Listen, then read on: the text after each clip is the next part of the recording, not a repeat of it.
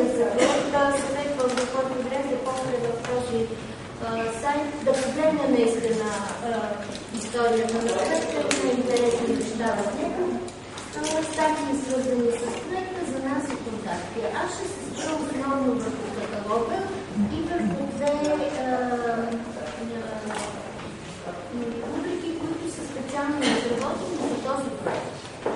Друго, което е характерно, е, че порталът е разработен на три езика – български, английски и немски.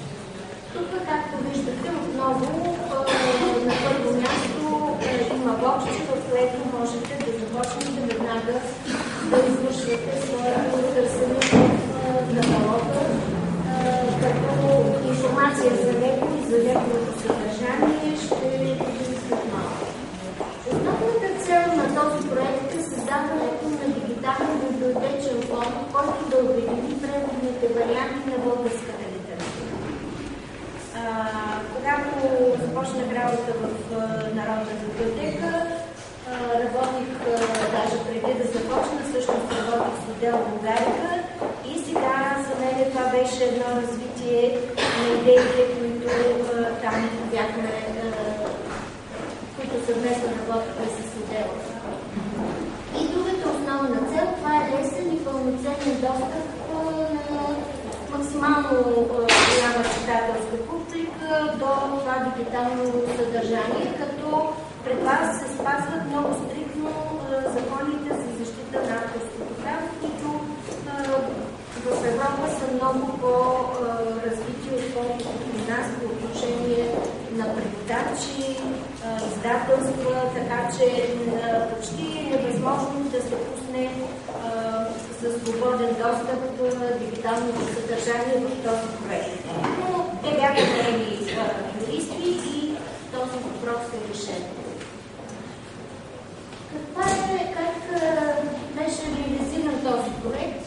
Дигиталният фонд на Виртуалната библиотека Иван Шишманов е попълнен към момента на първия етап на два езика, английски и немски.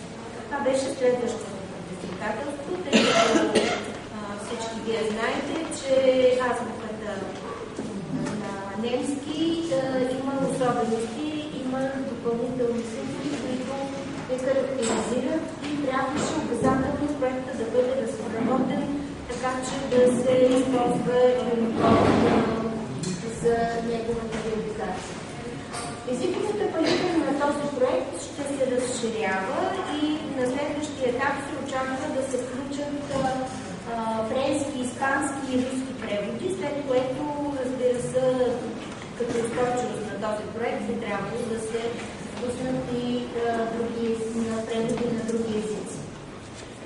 В целият този проект са спазени обаче всички традиции, които са характерни за нашите книгохранилища, не само нашите, а и световните, така че да могат да бъдат лесно достъпни, като се използва най-новите информационни технологии. Към момента в тази информация няма явно обявена на сайта, но бих искала да ви кажа, все пак да знаете, като влизате в този сайт, каква база вътре има натрупана към момента. Това са библиографски описания на 209 книги и 43 антологии, като произведенията в антологиите са разкрити отделно и те са 2251. Едно произведение от тези антологии са разкрити отделно. Общия брой на авторите, които са представени, са 286, като някои са представени с цели книги, другите участват в антологии. Само 40 от тях, които накрая в презентацията ще ви ги покажа, са избрани от научния колектив на първо време да бъдат представени с тяхното дигитално съдържание. Тук много важен момент в този проект играят преводачите. И те представляват обект на изследване както на това, което към момента са превели и за тяхното бъдещо развитие. Затова имат определено място в библиографските описания. Общия брой на имената на преводачите на българска литература от български на немски са 65, от които 10 са българи. Съответно на английски преводачите са 118, от които 50 са българи. Българските автори са представени с кратка биографична справка и съответно библиографска справка за техните преводи, а също така и къде се намират дигиталните копия на тези преводни издания. Това е едно място, в което се срещат автори, преводачи, издатели, литературни критици, учени, студенти и всички, които се интересуват от литература и проявяват интерес към това как е представена българската литература. И тук съм посочила баща и дъщеря, които участват в тази библиотека виртуална и съответно с дигитално съдържание на техните произведения, които са открити към момента. Тук може би е мястото да кажа, че един голям колектив от Литературния институт на БАН работят в библиотеките по света, в Конгресната библиотека, в Англия, в Германия и Австрия, и оттам са събрани една част от представените издания. Също така активно участие от към българска страна има Народна библиотека и Столична библиотека. Към момента са сканирани 33 000 страници, от тях 28 000 са обработени и са качени вече в портала на библиотеката, като те представят на практика 1349 библиографски описания. Тук съвсем накратко ще ви представя рубриката Преводачески кабинет, която бихте могли да представите да посочвате като полезна за ваши читатели, които се занимават с превод, дали това би представлявало някакъв интерес за тях. Но този кабинет е насочен към европейската студентска аудитория, която изучава български език, за да се провокира креативността им и да се подкрепят техните опити за превод.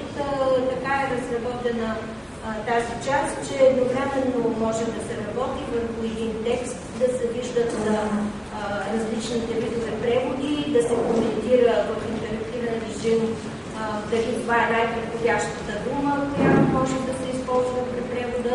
Значи това е един много интересен, много специфичен и ползващ определен тесен кръг от хора в преводаческата област. И дано преводачите на Запад достигнат класата на нашите преводачи, като Валери Петров и Павел Петров. Другата рубрика, това е галерия преводачите днес. Тук се представят сами нашите преводачи по желание, който желая се свързва с колектива, може да се представи сам, да опише нещата, върху които работи и своето отношение да изрази към преводаческото изкуство. И това са двама от нашите български преводачи, които са включени с дигиталното съдържание на техните преводи, Любомир Левчев и Александър Шумилов. И сега към най-съществената част от проекта, която е интересна за нас и за вас. И в това, което е направено, ние сме вградили почти всички най-нови идеи, които са разработени в една или друга от нашите модули на ELIP. И тук те са използвани максимално добре и са реализирани и са достъпни за работа с тях. Така изглежда страницата, в която можем да си зададем въпроса. Имаме възможност да направим какъв вид документи да правим търсенето, дали като всички налични в библиотеката, дали в антологиите, дали в книгите. Статиите в момента не работят още, тъй като не е във втория етап от развитието на проекта. Се очаква да се пуснат рецензии и критически материали за текстовете, които са обявени, но така или иначе тази част е разработена от наша гледна точка. Имаме възможност да изберем езика, с който ще работим, и възможността за уточняване на запитването, което в някои от каталозите нашите в интернет вие сте виждали. Ето така, ако искаме да направим някакво уточнение по избора, който сме направили за Дора Габе, е 20 бройки, ние искаме да се ограничим. Имаме възможност или да изберем езика немски или английски, на който това ще да отберем само тези преводи, които са на един от тези два езика, или да си направим допълнително уточнение по заглавие, примерно, или заглавието на български език, ако не знаем преводното заглавие, на което е публикувано в западните, в Германия и в Австрия. Ако търсим преводача, всичко това нещо е достъпно за доуточняване и намаляване на броя на резултатите, които сме получили, за да получим най-близкия до нас резултат.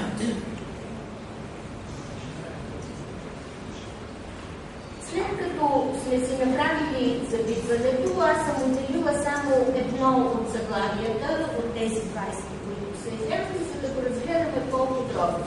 Тук, разбира се, участва в текстното търсене. Имаме информация за автора. От тази информация за автора се писа от две места. Аз ще ви кажа къде може да се добере тази информация, която работа на библиотекаря е да направи атрактивно и полезно за читателя.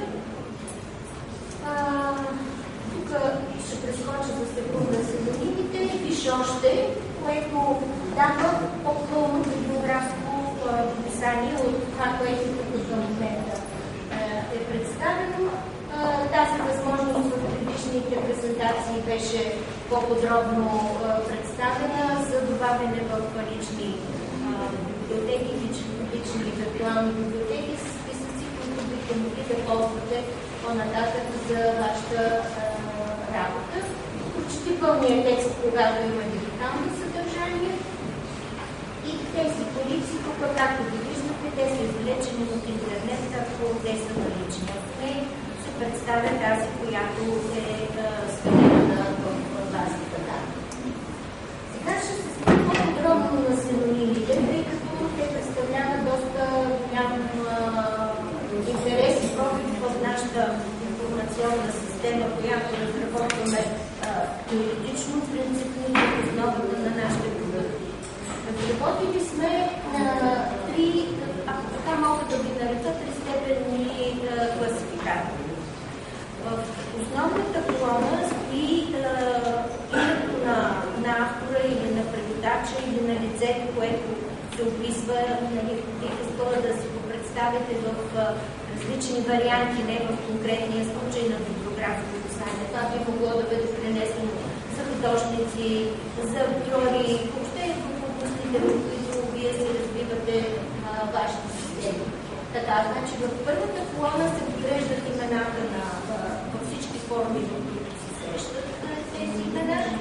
В следващата колона се слага и се зарежда еталона, който представлява една връзка, която ви дава възможност да влезете и напишете на латиница.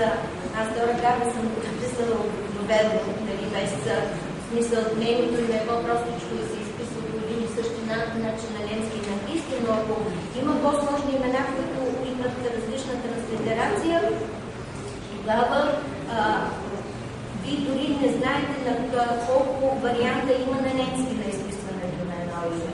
И точно през еталона, изписвайки едно име, което вие знаете, една форма от името, която вие знаете, през еталона вие достъпвате до всички произведения на този човек. Това е работа, която извършвате вие, която е интересна, научна, квалифицирана актуализирана и е много важна за бъдещата информационна система, която ще предлага.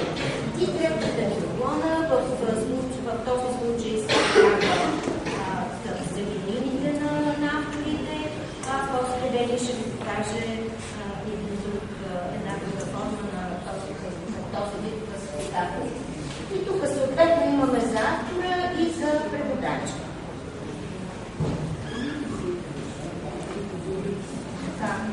Когато се изберем синонимите на автора, излизат всички форми, които могат да бъдат срещнати в системата за автора. Тук това съответно е за преводача, а тук в това описание имаме и два преводача са участвали, тъй като знаете, че понякога дори в една и съща антология има няколко преводача, които участват в превода дори на произведения на един и същи автор.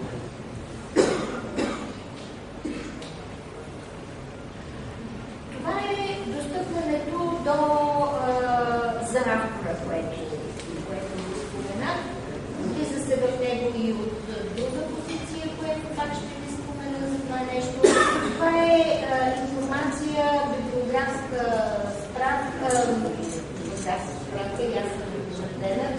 това е библиографичната справка за Дора Габер, която е подготвена от специалисти на института в БАН.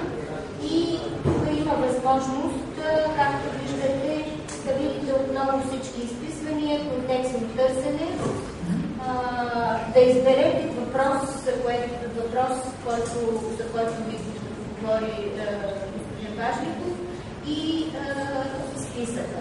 Сега ще ви погледнем по-подробно тези неща, но тук, както виждате, се появи акаунт потребителска парола, което вече в столична библиотека също е реализирано. Тук обаче е малко по-друг начин в смисъл такъв, че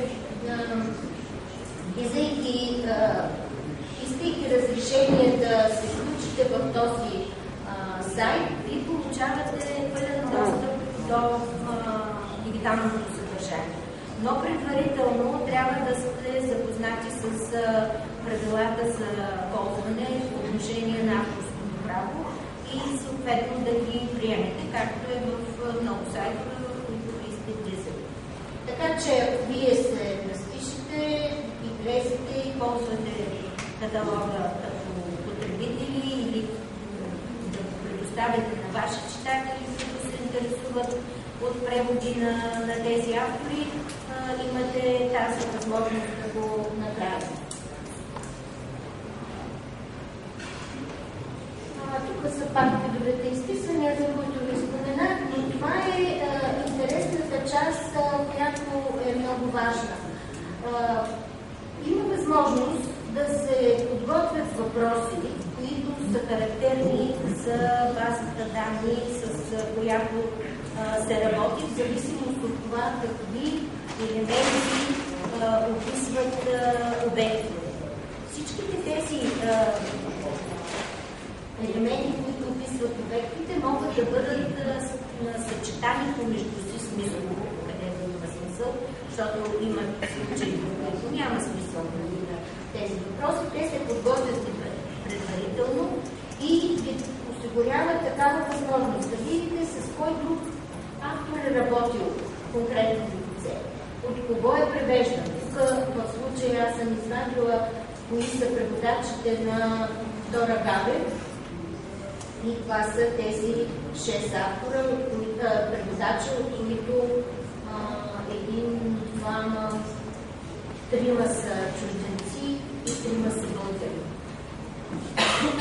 Тук има възможност веднага комплексно търсене да се направи в базата и да се види тези преводачи какво друго са превеждани на български автори. Има възможност да видите през години издаван, дали случайно това съвпада с някаква годишнина на този автор. Има възможност да видите кои са организациите, които са го издавали, защото тези книги, с които работихме, се оказва, че много от нещата са поръчвани и те се явяват като издатели на практика научни институти, правителствени и неправителствени организации, които са финансирали дадено издание и е поръчано на дадено издател. Тоест има една разлика между поръчителя на издаването и подготовката на дадената книга и антология. Това е един много ценен инструмент и той може да бъде използван в различните отдели на вашите библиотеки, в зависимост от документите, които те представят. И така, това е една много интересна и цялото ново разработена система. Вие елементи от нея видяхте в музея, приложени и използвани.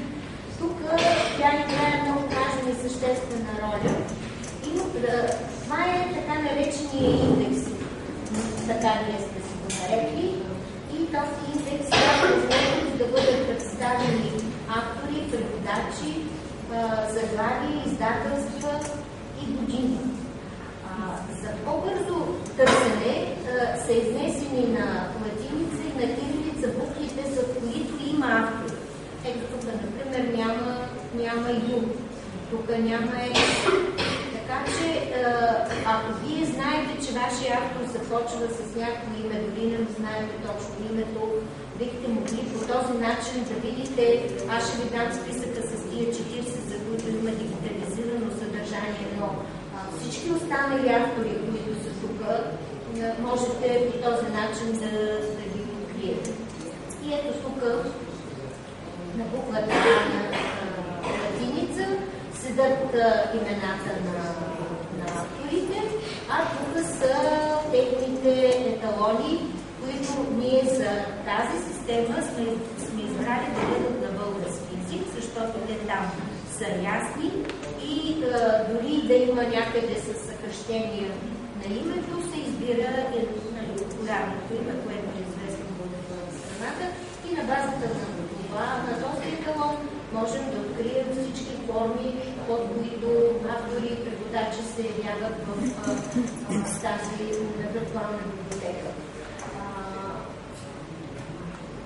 Тук заглавията, когато е по заглавие, също има такива индекси. Направена е системата така, че всички заглавия имат и български вариант, за да може пък хора, които не знаят чужди езици и просто се интересуват, а и от друга страна и за някаква връзка между описанията са дадени техните оригинални заглавия на български език. По отношение на пълния текст, Ники показа съдържанието, как ето тук виждате само 5. Ако влезете като обикновен потребител в тази система, можете да видите заглавната страница, евентуално съдържанието, това всичко е под оценка на собствениците на този продукт. Те преценяват какво биха решили да открепят като информация за конкретното съдържание. Тук явно се вижда, че е защитено от авторски права, с авторски права и можете да погледнете една от тези предоставени веб страници. Те може да са само картинки, може да са текстове някакви частични, но влизайки през и регистрирайки се в портала, официално вие можете да имате достъп до цялото дигитално съдържание по начин, по който сутринта вече ви беше показано. Тук са решили колегите да сложат снимка на Дава. Това е списъка, тъй като презентациите ще бъдат публикувани в нашия сайт. Ще видите и този списък. Това са авторите, за които спокойно можете на вашите читатели да представите, да търсите дигитално съдържание на немски и английски език в тази система и да могат да го ползват, разбира се, всички правила, които са представители от авторите на проекта. Благодаря ви за вниманието.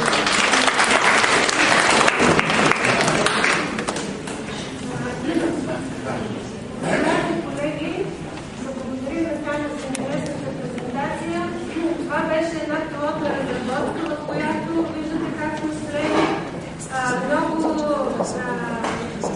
много методи, много така сме разложили за програмиране вътре, което след това го използвахме в следващите наши продукти. Този продукт е изцяло и много приложим за отделни колекции, които ви имате в библиотеките интересни. Също така, трябва да ви кажа, че участваха от 3 държави – Австрия, Германия и България учени. Те работиха от 3 различни места, работиха все едно, че се намират на една територия, обменят, въвеждат тази информация и по този начин се получи това нещо, което, между другото, беше представено в Виена. Ние не можахме да отидем там, поради разбираеми причини, но получихме отвън официално становище, че е посрещната с много